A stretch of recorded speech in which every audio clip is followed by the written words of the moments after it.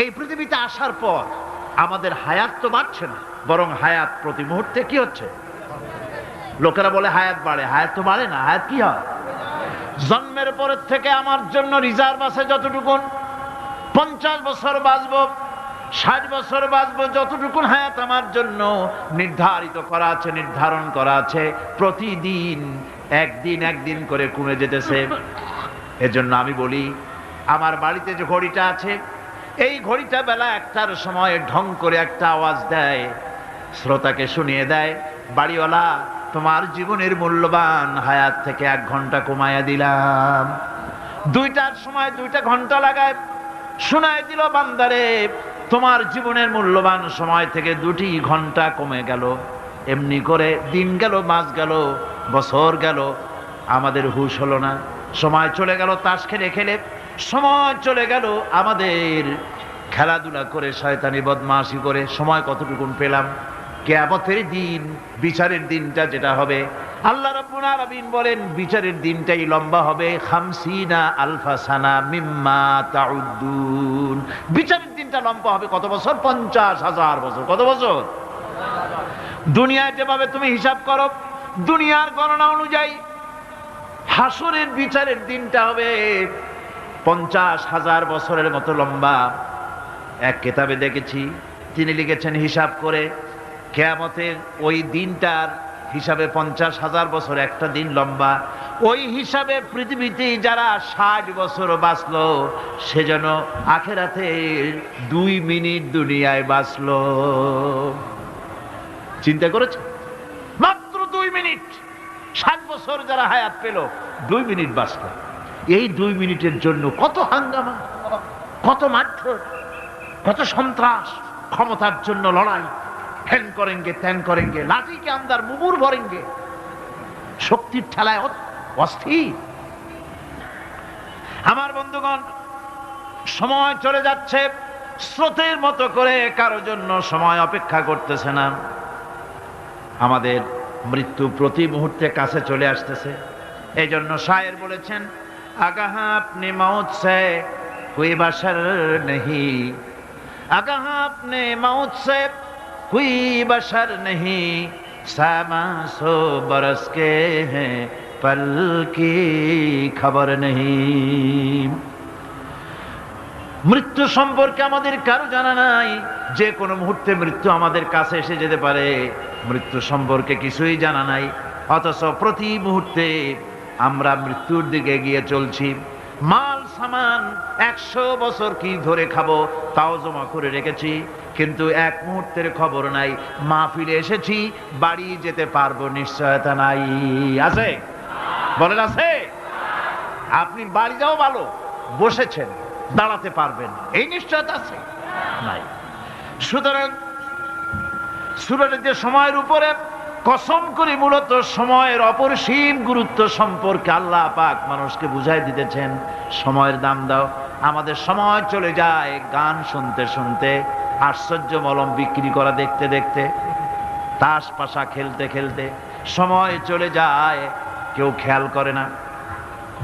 সময় বলতে অতীত কালও হতে পারে, আবার বর্তমানও হতে পারে। আর বর্তমান কাল কোনো কালই না। বর্তমান কাল কোনো কাল নয়। প্রতি মুহূর্তে ভবিষ্যৎ এসে বর্তমান হয়, আর প্রতি মুহূর্তে বর্তমান কি হয়? অতীত হয়ে যায়। বর্তমান কাল বলে কোনো কাল নাই, প্রতি মুহূর্তে অতীত হয়ে যাচ্ছে। এই যে আমি মাহফিলে বসছিলাম প্রথম এসে, ওইটা কি এখনো বর্তমান আছে? এই যে বর্তমান কথা বলছি, এটা অতীত হয়ে যাচ্ছে। সুতরাং বর্তমান কাল নাই। আল্লাহ পাক অল আসরের সময়ের কসম করে বলছেন। যদি আমরা চিন্তা ভাবনা করি, তাহলে আমরা লক্ষ্য করব আমাদের আসল মূলধন সময়। আসল মূলধন কি? জীবনের আসল মূলধন কি? সময়। ইমাম রাজি রহমতুল্লাহ আলাইহি এই পর্যায়ে এক বুজুর্গের ব্যক্তির কথা তিনি আলোচনা করেছেন। তিনি বলেছেন যে একটা লোক, তিনি সূরা আল আসর এর ব্যাখ্যা তিনি বুঝতেছিলেন না। ব্যাখ্যাটা এই মাথার মধ্যে ঘুরপাক খাচ্ছিল, এর ব্যাখ্যা কি? একবার তিনি বাজারে ঢুকলেন, তারপরে তিনি শুনতে পেলেন বাজারের এক প্রান্ত থেকে একজন চিল্লায় বলতেছে, সেই ব্যক্তির উপরে রহম করো যার পুঁজি গলে যায়, সেই ব্যক্তির উপরে রহম করো যার পুঁজি গলে যায়। উনি চিন্তা করলেন পুঁজি এবার গলে কেমনে, উনি দৌড়ে গেলেন, যায় দেখেন যে ব্যাটা চিল্লাচ্ছে সে হচ্ছে বরফ বিক্রেতা। কি বিক্রেতা? বরফ, বরফ, আইস।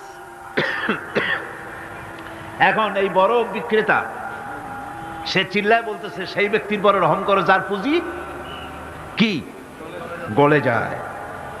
সূর্যের তাপ বাড়তেছে আর বরফ গলে যাচ্ছে।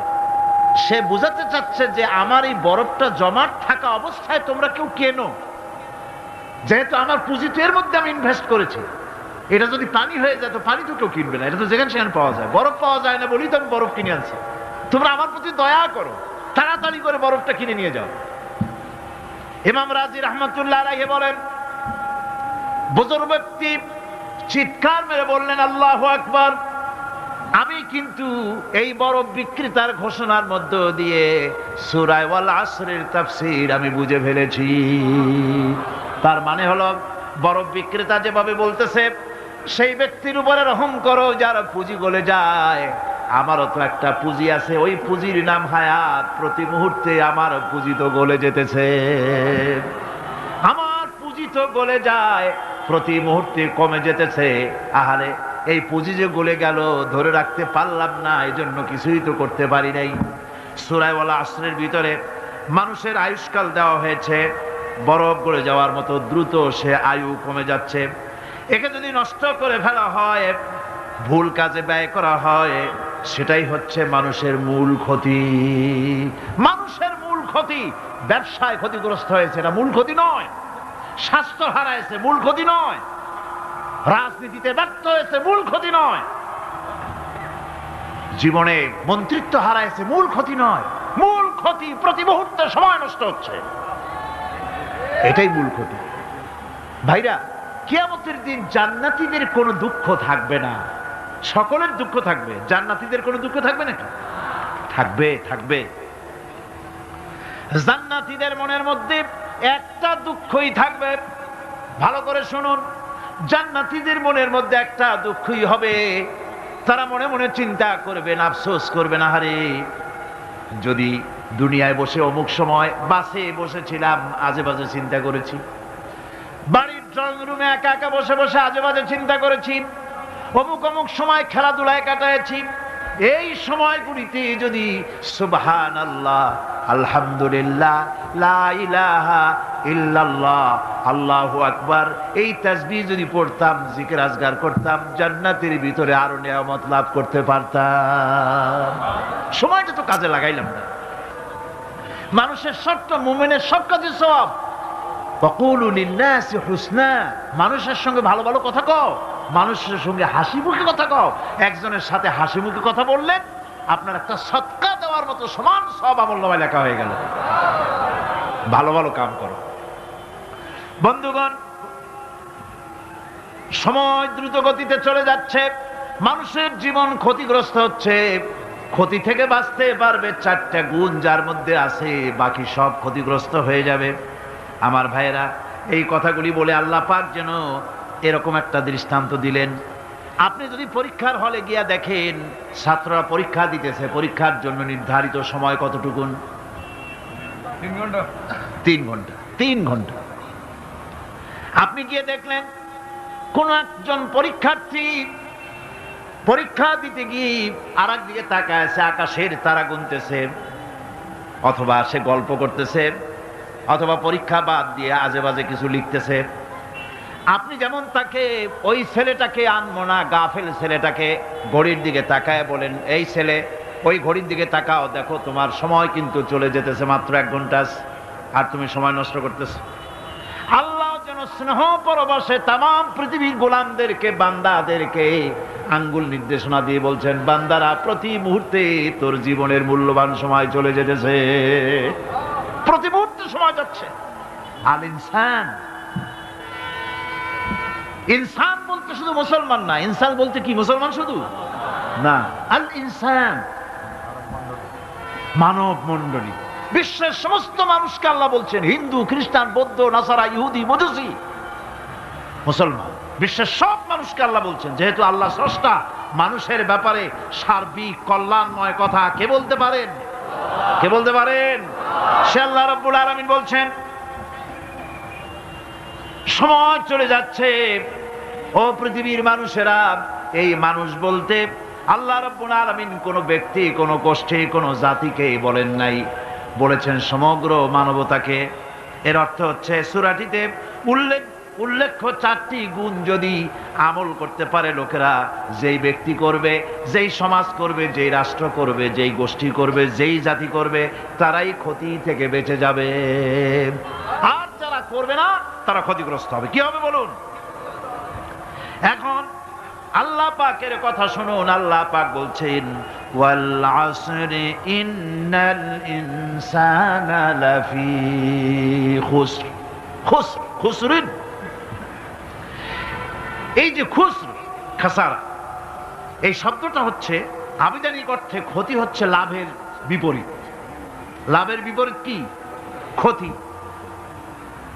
নাফা, এই নাফার বিপরীত কি? নোকসান। খাসারাটা কি? নোকসান বলা হয় পুঁজি 50,000 খাটাইছিলাম, লাভ করতে পারি নাই, পুঁজি ঠিক আছে, এটাকে বলা হয় নোকসান। এটাকে কি বলা হয়? নোকসান। কিন্তু আমি পুঁজি খাটিয়েছিলাম 50,000 টাকা, লাভ তো হয়ই নাই, পুঁজিও চলে গেছে, আমও গেছে, সালাও গেছে, আমও নাই, সালাও নাই। এইটারে আরবিতে কি বলা হয়? খাসার, দেউলিয়া। দেউলিয়া হয়ে গেছে। দেউলিয়াটা বোঝেন ভালো আপনারা, দেউলিয়া হয়ে গেছে। কোরআন লাভ বা সাফল্যের ধারণা যেমন নিছক পার্থিব নয়, সমৃদ্ধির কথা শুধু পার্থিব নয়, জন্ম থেকে শুরু করে মৃত্যু পর্যন্ত কোরআনের লাভের কথা যখন বলা হয় তখন জন্ম থেকে মৃত্যু পর্যন্ত, আখিরাত পর্যন্ত, কিয়ামত পর্যন্ত। ক্ষতিটাও জন্ম থেকে শুরু করে মৃত্যু পর্যন্ত, কিয়ামত পর্যন্ত ক্ষতিটাও। এই ক্ষতি থেকে বাঁচবার জন্য কোরআনে কারিমে বিভিন্ন জায়গায় এই খাসারা শব্দ ব্যবহার করা হয়েছে। আল্লাহ রাব্বুল আলামিন বলছেন, ওয়ামান খাফফাত মাওয়াজিনুহু ফাউলাইকাল্লাযীনা খাসিরু আনফুসাহুম বিমা কানু বিআয়াতিনা ইয়াযলিমুন। যাদের পাল্লা ভারী হবে কিয়ামতে তারাই হবে সফলকাম, আর যাদের পাল্লা হালকা হবে, নেকির পাল্লা, নেকির পাল্লা যাদের হালকা হবে তারা হবে ক্ষতিগ্রস্ত। তারা নিজেদের ক্ষতি নিজেরাই ক্ষতি সাধনকারী হবে কিয়ামতের দিন। কাজে মানুষের জীবনের সমুদয় কার্যাবলীর ভালো অংশ যদি খারাপ অংশের উপরে বিজয়ী হয়, তারপরে খারাপ অংশ পাওনাদারদের দিয়ে টিয়া, এরপরে যদি নেকি কিছু বাকি থাকে, তাহলে বোঝা গেল লোকটা কিয়ামতে নাজাত পাবে। আর যদি ভালো কাজের উপরে খারাপ কাজ বিজয়ী হয়ে যায় আর সমস্ত পাওনাদারদেরকে পাওনা মিটাইয়া তারপরেও পাপ বাকি থেকে যায়, এক চাইতে খাসারা পৃথিবীতে, আকাশে, জমিনে কিছুই আর হবে না। এর থেকে বাঁচার জন্য আল্লাহ পাক, এই খাসারা থেকে বাঁচার জন্যই মানুষকে এই কথা বলছেন। এই কথাটি কোরআনে কারিমের অন্য একটি আয়াতে আরো সুন্দর করে বলা হয়েছে। যারা নাকি এই দুনিয়ার বুকে,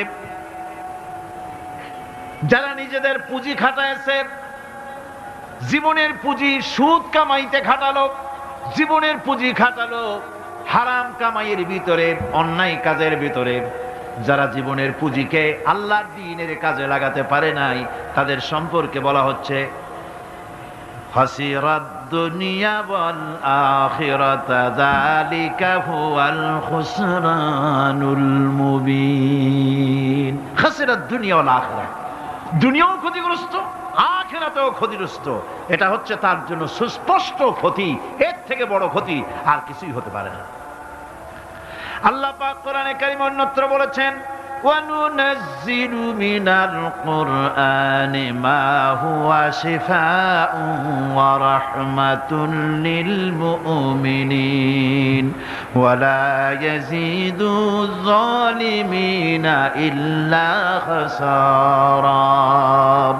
আমি এই কোরআন অবতরণের পরিক্রমায় এমন সব বিষয় অবতীর্ণ করেছি যা মুমিনদের জন্য নিরাময় এবং তাদের জন্য রহমত, আর জালিমদের জন্য ক্ষতি ছাড়া আর কিছুই বৃদ্ধি পায় না। জালিমদের জন্য ক্ষতি বৃদ্ধি পায়। আর যারা মুমিন তাদের জন্য এর মধ্যে নিরাময় আছে, এর মধ্যে রহমত আছে। অর্থাৎ যারা এই কোরআনকে যারা নিজেদের আইনের কিতাব হিসাবে গ্রহণ করেছে, কোরআনকে তাবিজের কিতাব হিসাবে নয়, ধর্মীয় কিতাব হিসাবে নয়, কোরআন সংবিধান। কোরআন কি? কোরআনকে যারা সংবিধান হিসাবে মেনে নিয়েছে, কোরআনকে যারা সংবিধান হিসাবে গ্রহণ করলো, ব্যক্তি, পরিবার, সমাজ, রাষ্ট্রে তাদের যাবতীয় মানসিক, বুদ্ধিবৃত্তিক, নৈতিক, তামাদ্দুনিক রোগের নিরাময় হবে, এর দ্বারা শান্তি হবে। কিন্তু যেসব জালিম এই কোরআনকে প্রত্যাখ্যান করেছি, কোরআনকে যারা মৌলবাদীদের কিতাব বলে, কোরআনের কথা বললে মৌলবাদ বলে গাল দেয়, তারা তাদের কপালকে পোড়াইয়া ছাই বানাইয়া দিছে, তাদের কপাল ভস্মীভূত করে দিয়েছে। আমার দেশে, এই দেশটা কি মুসলমান বেশি না অন্য জাতি বেশি? কোন? জোরে কোন? মুসলমান সবচেয়ে। খুব লক্ষ্য করে শোনেন, এই দেশে সবচেয়ে মুসলমান বেশি, ইন্দোনেশিয়ার পরে। পৃথিবীর দ্বিতীয় বৃহত্তম মুসলিম দেশ হলো কোনটা? বাংলাদেশ। এই দেশে ইসলামরে যত গালি দেওয়া হয়েছে, কোরআনকে যত গালি দেওয়া হয়েছে, আলেমদেরকে যত গালি দেওয়া হয়েছে, রাসূলুল্লাহকে যত গালি দেওয়া হয়েছে, ইসলামী আদর্শকে যত গালি দেওয়া হয়েছে, পৃথিবীতে কোন দেশে এইভাবে ইসলামকে গালি দেওয়া কোথাও হয় নাই। এমনকি আমেরিকার মতো দেশে, ইংল্যান্ডের মতো দেশেও কোরআনের বিরুদ্ধে এত কথা কেউ বলতে সাহস পাবে না, ইসলামের বিরুদ্ধে কথা বলতে সাহস পাবে না, যেহেতু মুসলমানেরা সেখানে পাল্টা আক্রমণ করবে। আজ আমার দেশে মুসলমানের ঘরের সন্তান হইয়া ইসলামের বিরুদ্ধে তারা বক্তব্য রাখে। মৌলবাদ, মৌলবাদ জিকির উঠে গেছে। আমেরিকার প্রেসিডেন্টরা যখন শপথ নেন, প্রেসিডেন্ট হিসেবে ওথ নেন, বাইবেলের উপরে হাত রাখেন আর বলেন, এই মহাগ্রন্থকে স্পর্শ করে শপথ নিচ্ছি, আমি আমার চিন্তা চেতনা, আমার মেধা, আমার প্রজ্ঞা সবটা আমার জাতি, আমার দেশকে উন্নয়নের জন্য, এর সমৃদ্ধির জন্য, এর সংরক্ষণের জন্য আমি আমার জীবনকে উৎসর্গ করব। বাইবেলের উপরে স্পর্শ করে এই শপথ তারা নেন। আমার দেশের প্রেসিডেন্ট, প্রধানমন্ত্রী শপথ নেওয়ার সময় কোরআন শরীফের উপরে হাত রাখে যদি, তাহলে বলা হবে বেচারা মৌলবাদী হয়ে গেছে। এটা করা যাবে না। আর যদি কেউ করে সামান্য কিছু, কোরআন না, যদি তসবিহ নিয়েও আসে, তাহলে বুঝতে হবে জাতির সাথে একটা প্রতারণা ছাড়া আর কিছুই না। কাজেই ধর্মের প্রতি আকর্ষণ একটা ভিন্ন জিনিস, সেই জিনিসকে ছেড়ে যারা দেয় তারাই ক্ষতিগ্রস্ত হয়, আর যারা ধরে রাখে তারা দুনিয়ায় ক্ষতিগ্রস্ত হয় না। আল্লাহ পাক এখানে রাসূল করিম সাল্লাল্লাহু আলাইহি ওয়াসাল্লাম একটি হাদিস প্রণিধানযোগ্য কোরআনের ব্যাপারে। হুজুর বলেছেন, আল কোরআন হুজ্জাতুন লাকা ওয়া আলাইকা। এই কোরআন হয় তোমার পক্ষের সাক্ষী, না হয় এই কোরআন তোমার বিপক্ষের সাক্ষী। কিয়ামতে এই কোরআন হয় তোমার পক্ষে কাজ করবে, নতুবা এই কোরআন তোমার বিপক্ষে কাজ করবে। দুই অবস্থা থেকে খালি হবে না। হয় কোরআন তোমার পক্ষে সাক্ষী দেবে, না হয় আমরা কি চাই? কিয়ামতে কি চাই? বলেন কি চাই? কোরআনের পক্ষে যদি আমরা সাক্ষী চাই, তাহলে এই কোরআনের পক্ষে আমাদেরকে কাজ করতে হবে। এছাড়া আমাদের নাজাতের কোনো পথ নাই। আমাদের মুক্তির পথ হচ্ছে কোরআন কেন্দ্রিক, রাসূলুল্লাহর হাদিস কেন্দ্রিক। এর বাইরে আমাদের সমস্ত পুঁজি নষ্ট হয়ে যাবে। আমাদেরকে পৃথিবীতে টিকে থাকতে হলে কোরআনের উপরে ভিত্তি করে আমাদেরকে বাঁচতে হবে, টিকতে হবে। কোরআনে কারিমে আল্লাহ রাব্বুল আলামিন অন্যত্র বলেছেন, কুল ইন্নাল খাসিরিনাল্লাযীনা খাসিরু আনফুসাহুম ওয়া আহলিহিম ইয়াওমাল কিয়ামাহ আলা যালিকা হুয়াল খুসরানুল মুবিন। বলো, প্রকৃত দেউলিয়া তারাই যারা কিয়ামতের দিন নিজেকে, নিজের পরিবার পরিবর্গকে এই ক্ষতির দিকে যারা ঠেলে দেবে। ভালো করে শুনে নাও, এটি হচ্ছে সুস্পষ্ট ক্ষতি, সুস্পষ্ট দেউলিয়াপনা। এই ক্ষতি থেকে বাঁচার জন্য আল্লাহ রাব্বুল আলামিন কোরআনে কারীমের মধ্যে বলেছেন, ওয়াল আসরি ইন্নাল ইনসানা লাফি খুসর। পড়েন সবাই, ওয়াল আসরি ইন্নাল ইনসানা লাফি খুসর। মানুষের, সমগ্র মানুষের জীবন ক্ষতিগ্রস্ত, ব্যর্থ। কে বলতেছেন? গা শিউরে ওঠার কথা না? গা শিউরে ওঠে। আল্লাহ বলতেছেন ক্ষতিগ্রস্ত, ব্যর্থ। আপনি যতই মনে করেন আপনার মিল আছে, কল আছে, কারখানা আছে, মন্ত্রী, টাকা পয়সা আছে, প্রেসিডেন্ট হয়েছেন, প্রধানমন্ত্রী হয়েছেন, আপনার জীবন সফল হয়েছে, আল্লাহ বলেন না, জীবন ব্যর্থ, জীবন বিফল, জীবন ক্ষতিগ্রস্ত। তাম পৃথিবী সমস্ত মানুষ ক্ষতিগ্রস্ত, ব্যর্থ। 4টা কাজ করলে সফল হবে। কয়টা কাজ? জোরে বলেন, কয়টা কাজ? ইল্লাল্লাযীনা আমানু ওয়া আমিলুস সালিহাতি ওয়া তাওয়াসাউ বিল হাক্কি ওয়া তাওয়াসাউ বিস সাবর। 4টা কাজ করলে জীবন হবে সফল। এই ব্যর্থতা থেকে, এই ক্ষতি থেকে যদি বাঁচতে চাই কিনা? কারা কারা চাই? দেখাই তো হাত। কারা কারা চাই? ক্ষতির হাত থেকে বাঁচতে চাই কারা? আলহামদুলিল্লাহ, হাত নামান। ক্ষতির হাত থেকে যারা বাঁচতে চান, আল্লাহ রাব্বুল আলামিন তাদের জন্য ফর্মুলা পেশ করেছেন, ইল্লাল্লাযীনা আমানু ওয়া আমিলুস সালিহাতি ওয়া তাওয়াসাউ বিল হাক্কি ওয়া তাওয়াসাউ বিস সাবর। আল্লাহ পাক বলেন 4টি কাজ করলে জীবন সফল হয়ে যাবে। কয়টা কাজ? 4টা কাজ করলে জীবনটা সফল হয়ে যাবে। 1 নম্বরে ঈমান। 1 নম্বরে কি? ঈমান। এটাই হচ্ছে ফাউন্ডেশন। ক্ষতি থেকে বাঁচার জন্য প্রথম যে গুণটি, সেটির নাম হচ্ছে ঈমান। ইসলামে ঈমানের স্থান সর্বপ্রথম, তারপরে হচ্ছে ইসলাম। ঈমান আগে, তারপরে কি? ইসলাম। ইসলাম হচ্ছে বীজ, ঈমান হচ্ছে বীজ, আর ইসলাম হচ্ছে চারা, গাছ। এটা হচ্ছে ভিত্তি।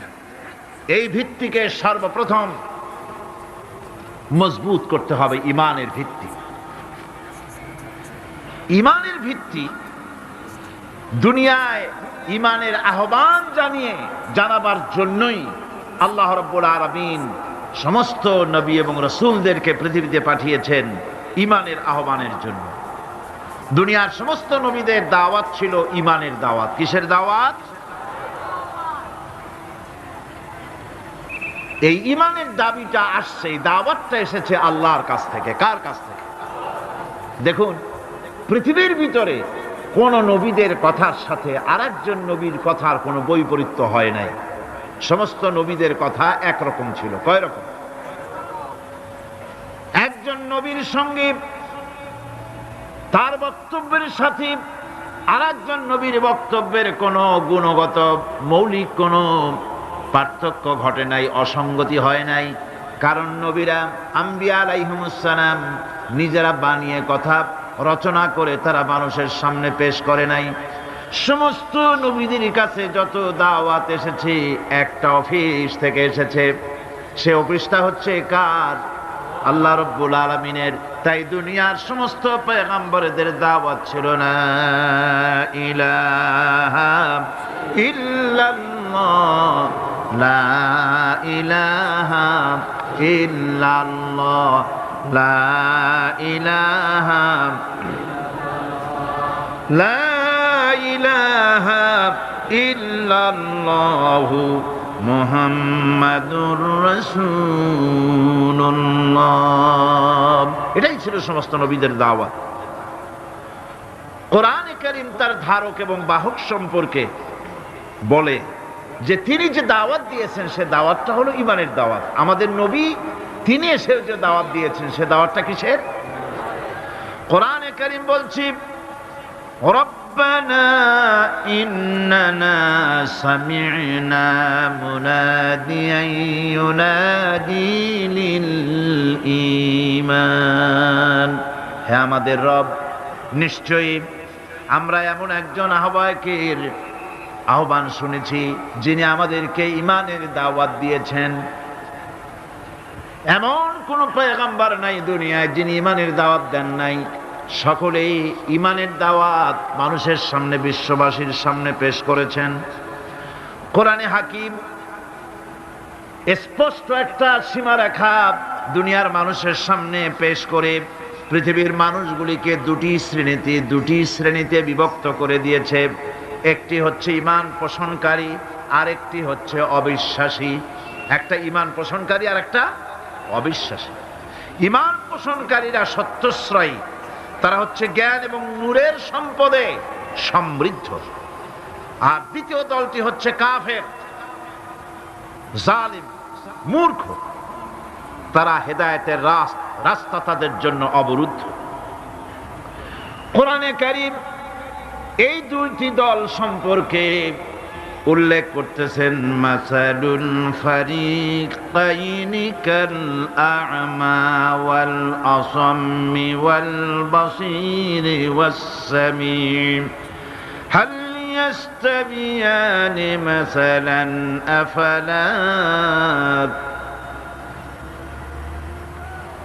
কোরআন শরীফ বলছে, হাল ইয়াস্তাবিয়ানি মাসালান আফালা তাযাক্কারুন। দুইটি শ্রেণীতে আল্লাহ পাক ভাগ করে দিয়েছেন। একটা শ্রেণী হচ্ছে অন্ধ, বোবা, বধির। আরেকটি যারা শুনতে পায়, চোখে দেখতে পায়। এ দুটি কখনো এক নয়, সমান নয়। এ দুটির রাস্তা আলাদা। কাফেরের রাস্তা আর ইমানদারদের রাস্তা সম্পূর্ণ ভিন্ন। আল্লাহ রাব্বুল আলামিন ঈমান এবং কুফরের পার্থক্য বলে দেওয়ার জন্য গোটা মানব জাতির মধ্যে স্পষ্ট করে বলেছেন, লা ইকরাহা ফিদ-দীন ক্বাদ তাবায়্যানার রুশদু মিনাল গায়্। দ্বীনের ব্যাপারে জোর জবরদস্তি নেই। এখানে হেদায়েতের পথ এবং গোমরাহি, হেদায়েতকে গোমরাহির পথ থেকে সম্পূর্ণ আলাদা করে দেওয়া হয়েছে। লা ইকরাহা ফিদ-দীন, দ্বীনের ব্যাপারে কোনো জোর জবরদস্তি নাই। যারা ধর্মনিরপেক্ষবাদী তারা এই আয়াতটাকে নিজেদের মতবাদকে প্রতিষ্ঠার লক্ষ্যে অনেক সময় কাজে লাগায়। দুটি আয়াতকে তারা বেশি ব্যবহার করে। একটা হচ্ছে লাকুম দীনুকুম ওয়ালিয়া দীন, আর একটা হচ্ছে লা ইকরাহা ফিদ-দীন। এই দুইটি আয়াতকে ধর্মনিরপেক্ষবাদীরা ব্যবহার করে। এই দুটির কোনটি তাদের আদর্শকে বোঝাবার লক্ষ্যে ব্যবহারের কোনো সুযোগ নাই। লা ইকরাহা ফিদ-দীন, ধর্মের ব্যাপারে কোনো বাড়াবাড়ি নাই, জোর জবরদস্তি নাই। এ কথা বলা হয়েছে এই কারণে যে কোন বিধর্মীকে, অমুসলিমকে ভয় দেখিয়ে, লোভ দেখিয়ে অথবা কোন ক্রমে কোন প্রকার চাপ সৃষ্টি করে তাকে মুসলমান বানানো যাবে না। এমনকি সূরা তওবার মধ্যে এসেছে, যুদ্ধ চলাকালীন সময়, জিহাদ চলাকালীন সময় কোন অমুসলিম যদি ইসলাম জানার জন্য তোমাদের তাঁবুতে আসে, তাহলে তুমি তাকে ইসলাম বুঝাও। ইসলাম শোনার পরে যদি মেনে নেয় ভালো কথা, আর যদি না মানে তাকে তার তাঁবু পর্যন্ত ফিরে যেতে দাও। মাঝপথে তাকে আক্রমণ করা যাবে না। ধর্মের ব্যাপারে কোনো বাড়াবাড়ি নাই। লা ইকরাহা ফিদ-দীন, এর দ্বারা ধর্মনিরপেক্ষতার কোনো কথা বোঝানো হয়নি। আর লাকুম দীনুকুম ওয়ালিয়া দীন, এটা ছিল কাফেরদের সেই বক্তব্যের প্রেক্ষিতে যেখানে কাফেররা বলেছিল মুহাম্মদ সাল্লাল্লাহু আলাইহি ওয়াসাল্লাম, আসুন আমরা এক কাজ করি, সেটা হলো ধর্ম নিয়ে আমাদের মধ্যে যে বাকবিতণ্ডা হচ্ছে, আমরা ধর্মকে 50-50 ভাগ করে নিই। কিছুদিন আমরা গিয়া আপনার আল্লাহরে সেজদা দেই, আর কিছুদিন আপনারা আমাদের মূর্তিগুলিকে প্রণাম করুন। এই প্রস্তাব যখন রাখল, আল্লাহ রাব্বুল আলামিন সূরা কাফিরুন অবতীর্ণ করে দিলেন, কুল ইয়া আইয়ুহাল কাফিরুন লা আ'বুদু মা তা'বুদুন হে কাফেরেরা, হে অবিশ্বাসীরা, নবী আপনি বলুন, হে অবিশ্বাসীরা, তোমরা যার ইবাদত করো আমরা তার ইবাদত করি না, আবার আমরা যার ইবাদত করি তোমরাও তার ইবাদত করো না। সুতরাং লাকুম দীনুকুম ওয়ালিয়া দীন, সুতরাং তোমাদের দিন তোমাদের জন্য, আমাদের দিন আমাদের জন্য। এখানে নিরপেক্ষতার কথা বলা হয় না, এখানে পক্ষের কথা বলা হয়েছে। কিসের পক্ষ? ধর্মের পক্ষ। কিসের পক্ষ? হিন্দু, খ্রিস্টান, বৌদ্ধ, তোমরা তোমাদের ধর্মের পক্ষে থাকো। মুসলমান, তোমরা তোমাদের ধর্মের পক্ষে থাকো। ধর্মের ব্যাপারে নিরপেক্ষ হওয়ার কোনো সুযোগ নাই। আছে নাকি সুযোগ? আমি পার্লামেন্টে বলেছি এই কথা, যে একটা ধর্মের উপরে বিশ্বাস করে নিজেকে একটা ধর্মের পক্ষের ব্যক্তি হিসাবে ঘোষণা করে কেউ বলছে, দাবি করছে আমি হিন্দু, কেউ বলছে আমি বৌদ্ধ, কেউ বলছে আমি খ্রিস্টান, কেউ বলছে আমি মুসলমান, নিজেকে একটা ধর্মের বিশ্বাসী ঘোষণা করার পর আমি ধর্মনিরপেক্ষ, এই কথাটা মিথ্যা, বানোয়াট, জালিয়াতি, প্রতারণা, মুনাফিক। কোন ধর্মের অনুসারী ব্যক্তি ধর্মনিরপেক্ষ হতে পারে না। কেবলমাত্র নাস্তিক, যারা আল্লাহরে মানে না, আল্লাহকে স্বীকার করে না, ওরা বলতে পারে আমরা ধর্মনিরপেক্ষ, ধর্মের ব্যাপারে আমরা নিরপেক্ষ, গুলো মানি না, বিশ্বাস করি না। কিন্তু যারা ধর্মে মানে, সেদের যে ধর্মেরই হোক না কেন, সে ব্যক্তি ধর্মনিরপেক্ষ যদি দাবি করে, এটা মিথ্যে কথা, এটা মুনাফিকি ছাড়া আর কিছু হতে পারে না। মুসলমানকে, যে কোনো জাতিকে যে ধর্মে আছে ধর্মের পক্ষে থাকার কথাই বলা হয়েছে। এখন আমি বলতেছিলাম ঈমানের কথা। ঈমান আগে আনতে হবে। ঈমান সম্পর্কে আল্লাহ রাব্বুল আলামিন বলতেছেন, ঈমান হলো আগে, তারপরে ইসলাম। আবার ঈমান আনার আগে আবার কুফরি একটা শব্দ আছে, সেটা হলো ফামান ইয়াকফুর বিত্তাগুতি ওয়া ইউমিন বিল্লাহি ফাকাদ ইসতামসাকা বিল উরওয়াতিল উসকা লা ইনফিসামা লাহা ওয়াল্লাহু সামিউন আলীম। ফামান ইয়াকফুর বিত্তাগুত, যে ব্যক্তি তাগুতকে অস্বীকার করেছে, সর্বপ্রথম তাগুতকে অস্বীকার করতে হবে। ওয়া ইউমিন বিল্লাহ, আর এরপরে আল্লাহর উপরে যে ঈমান আনলো, ফাকাদ ইসতামসাকা বিল উরওয়াতিল উসকা, সে এমন এক শক্ত অবলম্বন ধারণ করলো যা তাকে কোনো কিছুই বিচ্ছিন্ন করবে না, ধ্বংস করে দেবে না। সুবহানাল্লাহ। এখন সত্যিকারের ঈমানদারের পরিচয়টা কি? কোরআনে কারীম সত্যিকারের ঈমানদারের পরিচয় এভাবে পেশ করতেছে, ইন্নামাল মুমিনুনা আল্লাযীনা আমানু বিল্লাহি ওয়া রাসূলিহি সুম্মা লাম ইয়ারতাবু ওয়াজাহিদু বিআমওয়ালিহিম ওয়া আনফুসিহিম ফি সাবিলিল্লাহ উলাইকা হুমুস সাদিকুন।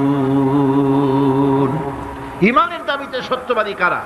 ইন্নামাল মুমিনুনা আল্লাযীনা আমানু বিল্লাহি ওয়া রাসূলিহি, সত্যিকারের মুমিন তো তারা যারা নাকি ঈমান এনেছে আল্লাহর উপর এবং রাসূলের উপরে। এই ঈমান আনার পর সুম্মা লাম ইয়ারতাবু, এরপরে কোন সন্দেহে সে নিপতিত হয় নাই, কোন সন্দেহ তার মনের মধ্যে জায়গা পায় নাই, আর সে আল্লাহর রাস্তায় জিহাদ করেছে মাল দিয়ে, জান দিয়ে। উলাইকা হুমুস সাদিকুন, এরাই হলো ঈমানের দাবিতে সত্যবাদী। সুম্মা লাম ইয়ারতাবু, অথবা এক বিন্দু সন্দেহ মনের মধ্যে জায়গা দেয় নাই। অর্থাৎ ঈমান আনছি কার উপরে? আল্লাহর উপরে। কার উপরে? আর তার রাসূলের উপরে। আল্লাহ এবং রাসূলের উপরে ঈমান আনার পর যারা আল্লাহ এবং রাসূলের বিধান জীবনের সকল ক্ষেত্রে মানতে পারে নাই, তারাই সন্দেহে নিপতিত হয়েছে। কথা বুঝতে পেরেছেন? তাদের সন্দেহ এই কোরআন মানুষের জীবন, তার সম্পদ, তার রাজনীতি, তার অর্থনীতি পরিচালনা করতে পারে না। সেই জন্য ধর্মের ব্যাপারে কোরআন মানি, ধর্মের ব্যাপারে নামাজ আর রোজা মানি, কিন্তু রাজনীতিতে ধর্ম মানি না। এটাই হলো সন্দেহ। এটাই কি সন্দেহ, অবিশ্বাস। জীবনকে তারা দুইটা ভাগ করেছে, এক ভাগ রাজনীতির জন্য আর এক ভাগ কিসের জন্য? ধর্মের জন্য।